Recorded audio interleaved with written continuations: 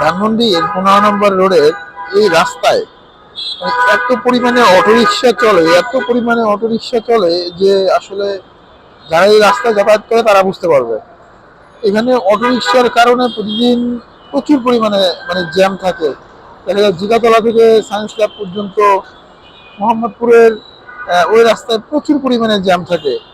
তা আমার কথা হচ্ছে যে এই যে দেখেন এই বাইক, এত দামি একটা বাইক একটা অটোরিকশা এসে পিছন থেকে লাগাই দিচ্ছে, তার ব্রেক নাই কিছু নাই, এই জন্য সে রাস্তার ভিতরে ঝগড়া করতেছে, এদিকে জ্যাম পড়ে আছে। আপনি যদি দেখেন আপনারাই বিবেচনা করবেন, দেখেন কি অবস্থা, পুরো রাস্তা জুড়ে অটোরিকশা, অটোরিকশা অটোরিকশা অটোরিকশার কারণে এই রাস্তায় প্রতিনিয়ত যেই ধরনের ভোগান্তি হয়, যে পরিমাণে জ্যাম হয়।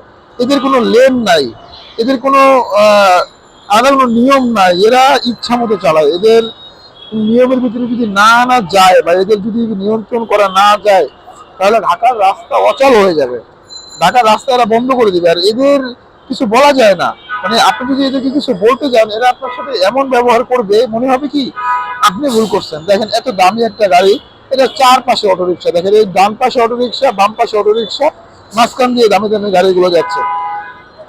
আমি বলবো যে প্রশাসনকে যে অবশ্যই এই অটোরিকশাকে নিয়ন্ত্রণে নিয়ে আসার জন্য আপনাদের যা করণীয় এগুলো করেন।